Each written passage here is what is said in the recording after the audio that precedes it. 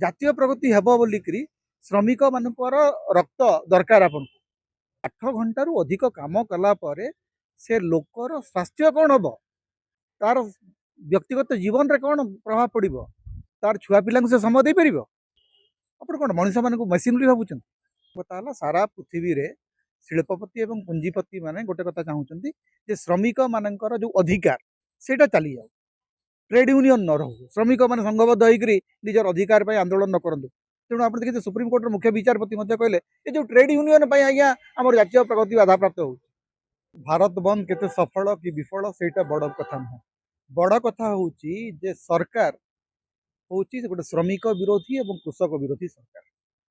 8 घंटार श्रम सारा पृथ्वी श्रमिक माने जीवन मरण संघर्ष कर शह शह वर्ष संघर्ष कलापर 8 घंटा श्रम कर अधिकार मिलता। कारण जन मनीष अति बेसी 8 घंटा श्रम कर श्रम जदि कर तार मानसिक शारीरिक सामाजिक स्वास्थ्य को खत्म करदब। नरेंद्र मोदी सरकार श्रम आईन संशोधन आड़ उत्पादन अधिक करने कथा कहीकि श्रमिक मान बर्तमान गोती करदेला। श्रमिक मानकर जीवन को बर्बाद कर जो नुआ आईन मुझे शुणुली जड़े बीजेपी मुखपात्र कहते आज्ञा ए उत्पादन बढ़ कल कारखाना लाभ हम श्रमिक को मारिक कल कारखाना बढ़ आपण श्रमिक को मारिक श्रमिक जोटा अधिकार जे मु एमती गोटे अवस्था को चली जी एते काम करी एते माने गध खटणी जो कथा कह श्रमिक मान गध बोलिक चिंता कर सरकार। कारण 8 घंटार श्रम यहाँ हूँ सारा Bharat universal accepted labour law. एटा लेबर लॉ रो संशोधन ना रे सारा पृथ्वी रे वर्तमान पुंजीपति माने शिल्पपति माने श्रमिक मान को शोषण करने को चेष्टा कर नरेंद्र मोदी सरकार तो सब बड़ एजेंट से तेणु गोटे एजेंट सरकार से हिं कह गोटे एजेंट सरकार जो मैंने राजनीतिक प्रतिनिधि से डिफेंड करेंगे।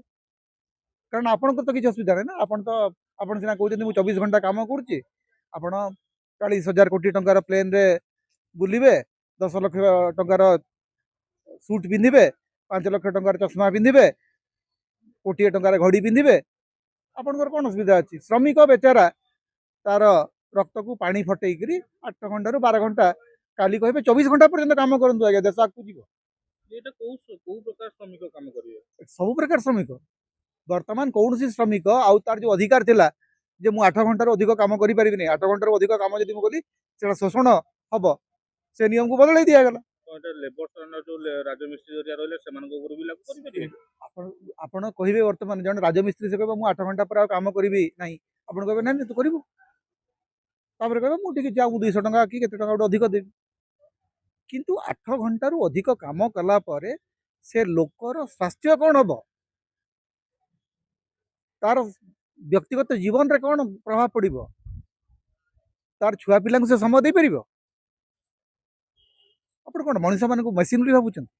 दरमा वृद्धि पाइब जे दरमा वृद्धि पाइक बंचिले सीना दरमा वृद्धि जो पाइब तार बंचे मरीजे मेरुदंड बंका हो आखि फुटीज पैसा को लेकर चोबे नहीं दर जी ओवर टाइम तो थिला से या पूर्व जो ओवर टाइम थिला ओवर टाइम कथा अलग जे मु काम करने को चाहूँगी समर्थ मु करी दैट इज ओवर टाइम।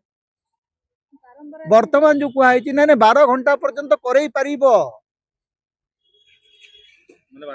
बाध्यतामूलक 12 घंटिया समय it become a part of the legal frame. Over time was not legal, over time more इच्छा थिला मु चाहिए करी न चाहिए ना एटी मु करने को बाध्य। नहीं सरकार देखो प्रथम कथा सारा पृथ्वी रे शिल्पपति और पुंजीपति माने गोटे कथा चाहूँगी जे श्रमिक मानकर जो अधिकार सेटा चली जाऊ, ट्रेड यूनियन न रहू, श्रमिक मैंने संघबद्ध होकर निजर अधिकार आंदोलन न करूँ। तेणु आप देखिए सुप्रीमकोर्ट मुख्य विचारपति कहले ये जो ट्रेड यूनियन आज्ञा आम जातीय प्रगति बाधा प्राप्त हो। जातीय प्रगति हेब बोलिकी श्रमिक मानकर रक्त दरकार आपन, यहाँ हूँ सरकार नीति मान घोषित नीति, आप करेंगे कौन?